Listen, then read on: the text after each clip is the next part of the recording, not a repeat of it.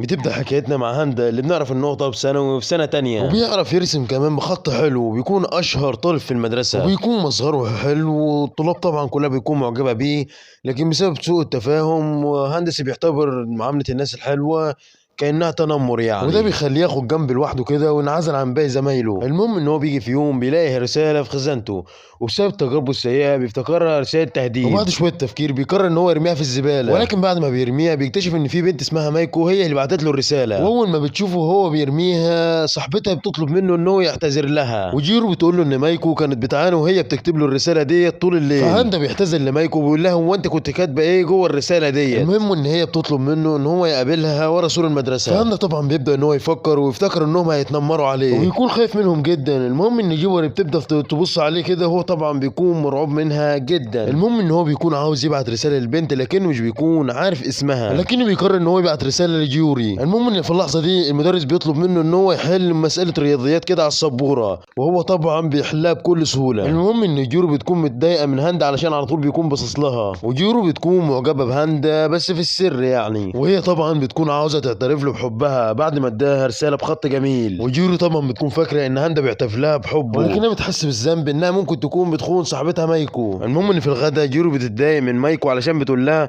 انها مصاحباها عشان هي اوحش منها. المهم على اخر اليوم هاندا بيكون قلقان ان مش بيكون في اي رد من مايكو، لانها طبعا المفروض تستلم الرسالة من جيوري، ولان الخطة مش بتمشي زي ما هو عايز فهو بيقرر ان هو يقابلها بعد المدرسة وعلشان يوضح لها سوء الفهم اللي حصل معاهم. المهم ان هو فعلا بيروح ورا سور المدرسة زي ما هم قالوا له، بيلاقيهم هم الاتنين بيكونوا مستنيين، والكل طبعا بيكون عاوز يعرف ايه اللي يحصل ما بينهم. واول ما بيشوف هو ناس كتير بيكون متوتر جدا. المهم ان مايكو بتدي رسالة، فجيوري بتحاول انها تمنعها ان هي تعترف له بحبها علشان جيوري بتعتبر مايكو دلوقتي بتكون عدوتها، وبيكونوا بيتخانقوا على هاندا. وهاندا اول ما بيلاقيهم بيتخانقوا بيسيبهم وبيمشي على طول، واول ما بيمشي هاندا بيقول لهم ما تتخانقوش مع بعض على حاجات تافهه، بيقول لهم ياخدوا بالهم من بعض بدل اللي بيعملوه دوت. بس مايكو بيتصمم انها تدي له الرساله برضه. المهم ان هاندا بيقول لها انها خطها بيكون وحش جدا، فمايكو بتكون زعلانه جدا من اللي قاله هاندا دوت وان هو اتنمر على خطها. المهم ان جيورو بتقول لها انها تروح دروس الخط علشان تقدر تعترف له بحبها. المهم ان هاندا بيكون بيصوت لواحد علشان يكون الامين للفصل. المهم ان بيكون في واحد اسمه ايزو بيترشح على طول لرئاسه الفصل. المهم ان هاندا بيكون مستغرب جدا هم ليه رشحوه مع ان هو ما رشحش نفسه للانتخابات ديت. المهم ان بسبب ان كان في واحد من الطلبه غايب فانتهى التصويت دوت بالتعادل. المهم ان هاندا كان عاوز ينسحب لكن بيلعبوا حجر ورقه مقص، وهاندا للاسف هو اللي بيفوز يعني. وهاندا طبعا ما كانش عاوز يمسك رئاسه الفصل فبينسحب علشان ايزو يمسك مكانه، وايزو بيكون فاكر ان هاندا عمل كده علشان صعب عليه، وفي النهايه هاندا هو اللي بيكسب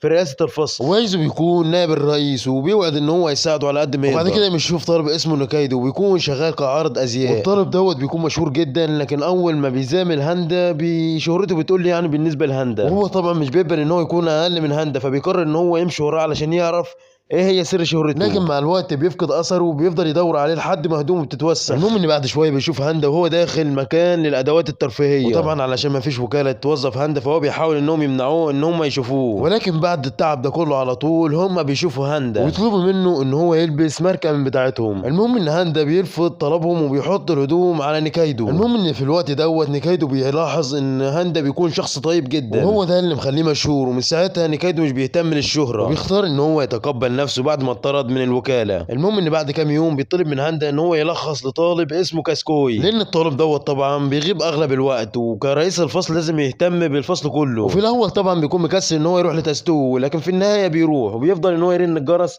لكن محدش بيرد. المهم ان في اللحظه دي بيظهر طالب وبيقول له ان هو بيكون تاستوي، وهاندا طبعا بيكون مستغرب جدا ان شكله بيكون مختلف عن الصوره جدا، وشكل تاستوي اللي في الصوره دوت كان ضعيف جدا علشان كده الطلاب كانوا بيتنمروا عليه على طول، وهو طبعا كان زعلان جدا لحد ما شاف اعلان كده ازاي تكبر جسمك 5 اضعاف وازاي تخلي جسمك مليان عضلات. فهو طبعا بيمشي على التمارين ديت لمده 5 اسابيع، وجسمه طبعا بيكبر بسرعه، ومحدش طبعا بيقدر ان هو يتنمر عليه من ساعتها. وبعدها بيكون فتوه ومحدش بيقدر عليه ومش بيهتم للدراسه. المهم ان بعدها بيديه الملف فتستوي طبعا بيفهمه غلط وبيكون رايح علشان يضربه، ولكن لما بيلاقي هاندا بيقدر ان هو يصد الضربات فبيفتكروا ان هو قوي، خصوصا ان هو بيخوف الطلاب كلهم بنظره واحده واللي كانوا رايحين يضربوا تستوي. وتستوي طبعا بعد الكلام ده بيقرر ان هو يروح للمدرسه. وتاني يوم ايزو واصحابه بيتفاجئوا لما بيشوفوا التغير اللي حصل لتستوي، وفي الناحيه التانيه تستوي بيحمي هاندا دايما ومش بيخلي حد يقرب منه. وبعد كده بنشوف شاب اسمه كوندو يوكو، وبيكون مع المجموعه مع هاندا، والطالب دوت بيكون عادي مش مشهور وبيتعامل عادي مع هاندا. وبعدها بنشوف انهم بيتخانقوا علشان هيعملوا ايه دلوقتي. المهم ان هاندا بيقرر ان هو يعمل حلوى البودنج، وكلهم بيلاحظوا ان هاندا مش شاطر في الطبخ خالص يعني، لان هو طبعا بيحط حاجات غريبه على بعضها كده. وبعد شويه بيحصل موقف بيخلي مجموعه هاندا يبطلوا الطبخ. المهم ان بعد كده ما بيتبقاش غير طبق البودنج بتاع هاندا. المهم ان هم بيقرروا انهم ياكلوا من طبق البودنج بتاع هاندا. المهم ان هم بياخدوا القرار وخلاص كده هياكلوا طبق البودنج بتاع هاندا. وطبعا بعد ما بياكلوها بتكون اصعب اكله اكلوها في حياتهم. المهم في وقت الحصه هاندا بيوقع مساحه زميلته بالغلط، وبيكون خايف للبنت تتعصب عليه، فبياخد المساحه وبيقرر ان هو يديها لها. وهاندا بيكون عنده صديق كويس اسمه فوجاكا تاكو، واللي بيحب فن الخط زيه. وهاندا طبعا بيكون فاكر ان الناس كلها بتكرهه، وهو طبعا مش عاوز دوت ياثر على كوفاجو، علشان كده لما حد بيقابلهم هو بيستخبى على طول، علشان هو مش عاوز اي حد يتنمر على كوفاجو زي ما بيتنمروا عليه يعني. وهاندا طبعا فاكر ان الكل بيكرهه من ايام سنه اولى، وهاندا كان اول واحد يقابله هو كفاجي، ومن ساعتها وهم اصحاب. المهم ان كفاجي كان رايح يحترف لبنت، لكن البنت دي كانت بتحب هاندا، وساعتها كفاجي بيقول له ان في حد بعت له رساله تهديد،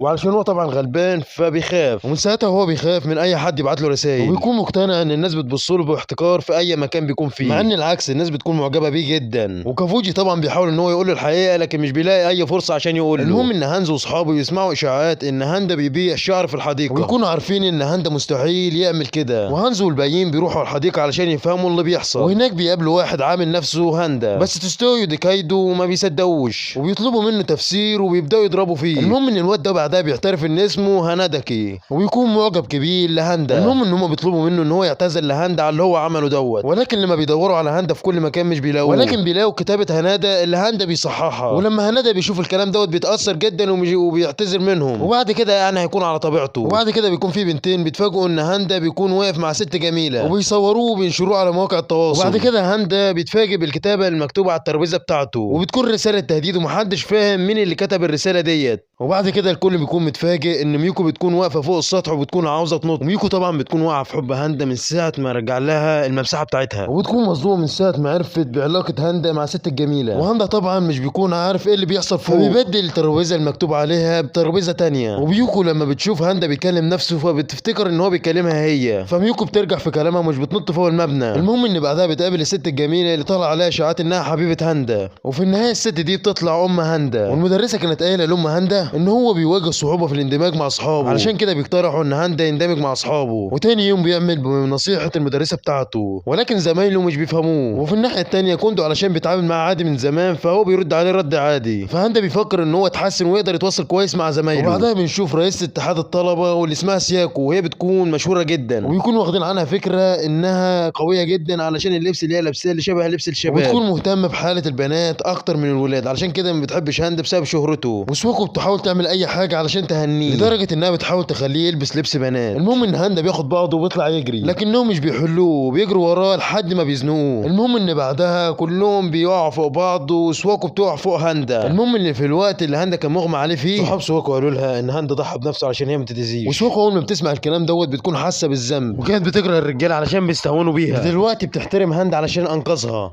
وبعد شويه هانزا بيتصدم لما بيشوف هاندا واقع على الارض، وهاندا بيكون لسه فايق ويكون فقد ذاكرته.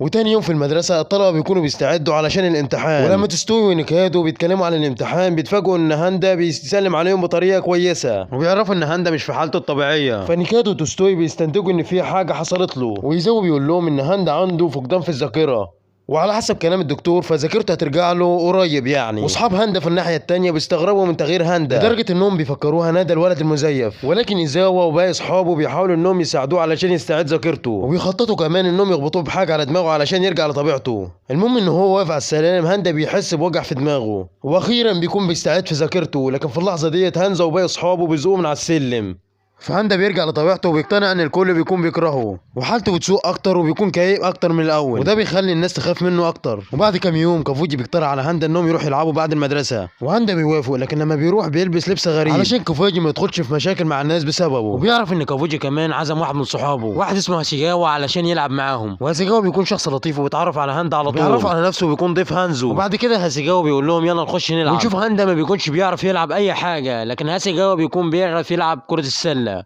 ولما كافوجي بيروح يشتري مشروب، هاندا وهاسيجاوا بيقابلوا زمايل هاسيجاوا اللي كانوا معاه في التمرين وبيكونوا بيتنمروا عليه، لكن هاندا ما بيسيبش حد يتنمر على اصحابه. وبعد كده بيروح يغير وبيظهر بشخصيته الحقيقيه وبيخوف المتنمرين دول، مع انه ما بيعملش اي حاجه، لكن بيظهر بشخصيته الحقيقيه وبيبصوا لهم بس وهم بيكونوا مرعوبين. وتاني يوم في المدرسه هاسيجاوا بيقابل هاندا بالصدفه، وهاسيجاوا بيكون عاوز يساعده، لكن يفتكر الكلام اللي قاله له هاندا ان هو يعمل نفسه ما يعرفوش في المدرسه. وفي الناحيه التانيه هاسوكو بيكون بيضحك على هاندا علشان مش بيكون عنده ثقه في نفسه، وبيكون فاكر ان الكل بيكرهه. وبعدها بيشوف واحد اسمه هانشينجو بيكون بيخاف من هاندا، وهانشينجو بيكون عاوز ينافس في مسابقه جري، لكن هاندا بيكون هزمه مره قبل كده. ولما هنادو بيعرف بيقرر ان هو يساعده لهزيمه هاندا، بس مهما بيحاولوا ما بيقدروش. المهم بيجي مره وبيشوف هاندا بيجري، فهو ما يمسكش نفسه وبيجري وراه، ولكن شاكانجو بيحس ان في حاجه غلط لما هاندا بينط ناحيه اليمين، وبيتفاجئ ان في كلب بيجري وراه. ولما بيستوعب ان هاندا ضحك عليه بيكرهه اكتر من الاول، ويكون مصمم ان هو يهزمه. وبكده بنكون خلصنا النهارده، لكن لو عايزين باقي الاجزاء اكتبوا لي في الكومنتات. ويلا سلام سلام سلام.